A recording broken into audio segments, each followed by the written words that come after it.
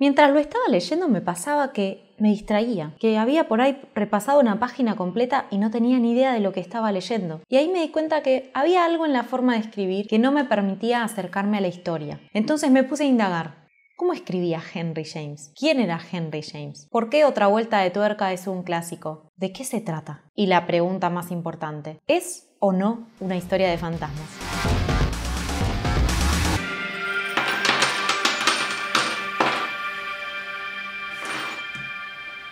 Leí Otra vuelta de tuerca de Henry James en el marco de los clásicos pendientes de por qué leer. Todos los meses me encargo de saldar una deuda con un clásico pendiente. Pueden ver la lista acá en el canal. Esta vez me tocó Otra vuelta de tuerca, que era un ejemplar que yo tenía hacía un montón, me lo había regalado un chico al que se lo habían regalado en el colegio acá en Argentina. Básicamente, como para ser muy precisa en el resumen del libro, esta es una historia adentro de otra historia. Arranca un grupo de gente que está junto a un fuego contándose historias de fantasmas y alguien, Douglas, dice: ¿qué pasaría si en lugar de un fantasma que se le aparece a un niño hubiera una historia donde un fantasma se le aparece a dos niños? Esa sería una vuelta de tuerca, ¿no?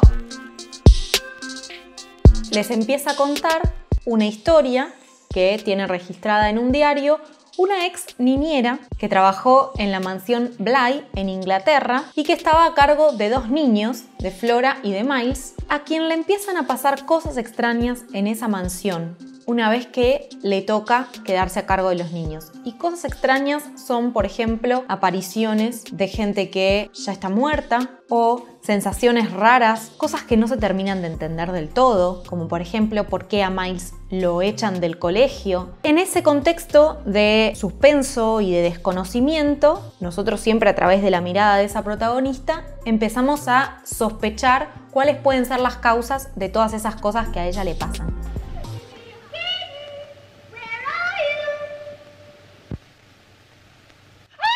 La verdad es que mientras lo leía, había momentos que efectivamente me resultaban bastante expulsivos, o sea que me distraía bastante, pero otros momentos estaba aterradísima. Lo leía en general a la noche y después quedaba como pesadillas, porque está construido el suspenso de una forma tan espeluznante, tan desde la oscuridad, desde las sombras, el no saber qué está pasando realmente. Y sobre todo está la interpretación que Henry James deja en manos del lector. No es una historia que ustedes van a cerrar y van a decir: ah, me quiso decir X cosa. Por el contrario, Henry James deja un montón de incógnitas abiertas y podemos elegir la que creemos que explica todo lo que se fue narrando en el libro. Y eso para muchos lectores puede ser molesto, pero a mí la verdad es que no me molesta, porque si en el durante disfruté el libro, no me interesa tanto que la historia tenga un cierre tipo moño, sino que en el transcurso me haya hecho pensar y me haya movido un poco las neuronas. Es probable que tenga que leerlo en inglés para saber exactamente cómo escribía Henry James, pero después de todo lo que estuve investigando para hacer este video, me di cuenta que me faltaba mucha información que sustentara esa lectura. Así que lo que hice fue volverlo a empezar una vez que terminé con toda esta investigación, y lo que los invito a ustedes es que si terminan de ver este video puedan volver a leerlo o tal vez leer el libro por primera vez. Una de las incógnitas tal vez más grandes es por qué el libro se llama Otra vuelta de tuerca. Pero antes les quiero decir que si les está gustando este video, me ayuda un montón que le pongan me gusta, que compartan a sus conocidos que crean que les puede llegar a interesar al canal, que se suscriban si es que ven mis videos pero no están suscritos o es la primera vez que llegan a mi canal. Acá hablamos de libros. Y también que me compartan acá en los comentarios cuáles fueron sus impresiones acerca de Otra vuelta de tuerca, así podemos seguir la conversación. Ayuda muchísimo a darle más visibilidad al canal y a generar más y mejor contenido. Si nosotros vamos a la traducción literal, se tendría que llamar La vuelta del tornillo. Pero en español, Otra vuelta de tuerca tiene una explicación como frase en sí. Otra vuelta de tuerca quiere decir cuando ajustamos un poco algo, cuando algo tiene una nueva explicación, cambiamos el significado de lo que se estaba diciendo. Que es una acepción que puede servir, porque todo el tiempo en el libro estamos pensando si de verdad es lo literal que se cuenta o hay una segunda o tercera o cuarta interpretación que podrían ser todas estas vueltas de tuerca. Pero mientras lo estaba leyendo, me escribió Pablo, uno de los seguidores de Instagram de Por qué leer, y me dijo que la traducción tendría que haber sido la vuelta del tornillo. Así que les voy a compartir el audio de WhatsApp que me dejó Pablo para que ustedes también tengan su interpretación. Una traducción más literal del título sería La vuelta del tornillo. El narrador se pregunta en el prólogo qué efecto tendría una historia de fantasmas si en vez de aparecérsele a un niño se les apareciera a dos. La idea de una vuelta de tuerca da la sensación de que siempre podría haber una más o de que es una en un montón. En cambio, la vuelta nos remite más a la idea de algo definitivo y concreto. A fin de cuentas, es esa vuelta la que sostiene y caracteriza la atención de toda la novela. Además nos explica que esta historia no se va a contar de manera literal y vulgar. Y la idea de un tornillo nos remite a algo más fálico, que hace eco con el verdadero horror, que es el contenido sexual subyacente de la obra. Exactamente, el contenido sexual del libro. Mientras lo estaba leyendo dije, no puede ser que en este libro haya un desliz o se esté como dejando entrever que pudo haber, por ejemplo, un abuso sexual del ex cochero o el ex empleado ya muerto y el niño de la casa. Sin embargo, todo implicaba que sí. Incluso hay interpretaciones que explican que la niñera tenía como ciertos problemas, tal vez psicológicos, psiquiátricos.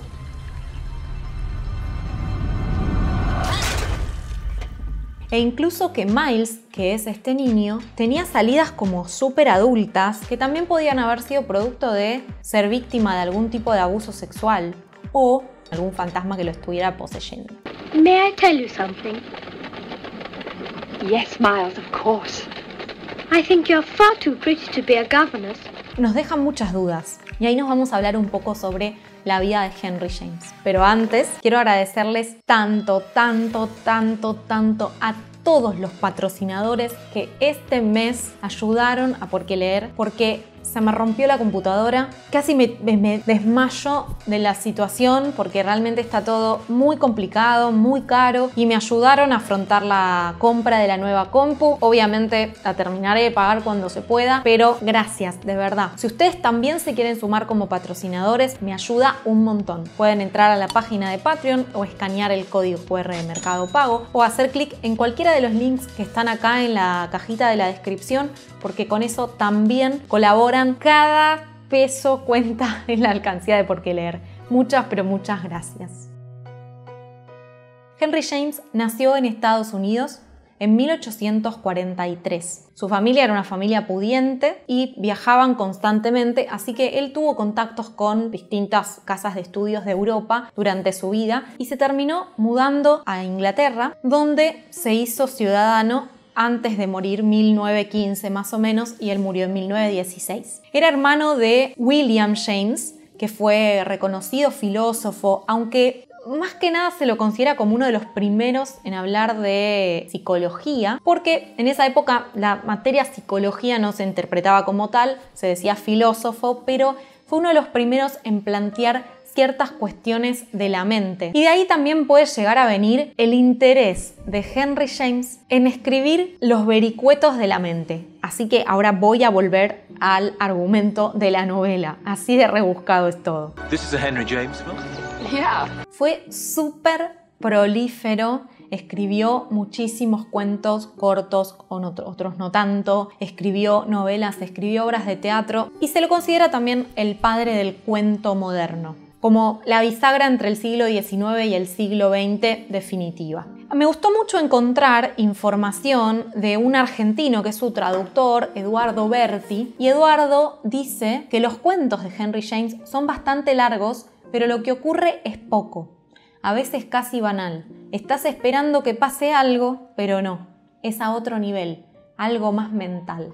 Deja al lector interpretar de una forma muy ambigua. Y es exactamente lo que me pasó con el libro. Todo el tiempo, al estar adentro de la cabeza de esta niñera que ve visiones, que sospecha que esas visiones, que ve visiones o que ve fantasmas, digamos, eso queda medio en duda, y sospecha que esos niños también pueden estar viendo esas visiones y tienen modificado su comportamiento producto de que ven fantasmas que los alteran, no es una acción constante, no es que estamos saltando de la silla todo el tiempo. Por eso es que por momentos yo me distraía, que es lo que les decía antes. La construcción psicológica de los personajes nos dan la pauta de que había un interés puesto ahí. Y de hecho, muchos de los libros escritos por Henry James y de los cuentos tienen perspectivas que modifican la forma en la que se escribía en ese momento. Por eso, cuando leemos los clásicos, no es solamente decir, el clásico tal, sino tratar de entender en su contexto por qué ese libro significó un clásico y sigue siendo leído como un clásico.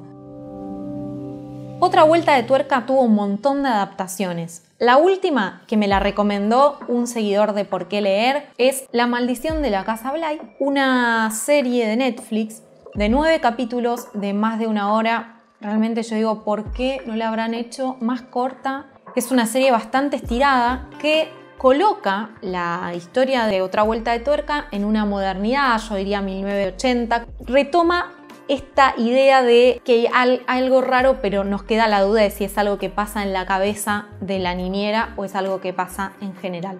Obviamente que después le da una resolución, que es algo que yo no hubiera preferido, y me asustó. Hubo una peli también el año pasado, 2020, que se llamó The Turning. No la vi, pero que es lo mismo. También coloca hacia la modernidad una historia que ocurrió para Henry James en 1800 y algo, ¿no? Después hay algunas otras obras que se inspiraron en esta idea del fantasma, será real o no, es una visión o no, el problema lo tiene la persona que lo ve o no, como por ejemplo Los Otros. También está la adaptación que se considera la más fiel de todas, que salió al mercado en 1961, y ahí esa sí la estuve viendo y es casi diría literal, con alguna pequeña licencia, pero es muy interesante cómo se logró poner en juego la duda que deja todo el tiempo Henry James. Y después también de 1971, The Nightcomers, que es una precuela donde Marlon Brando hace el personaje de Peter Quint,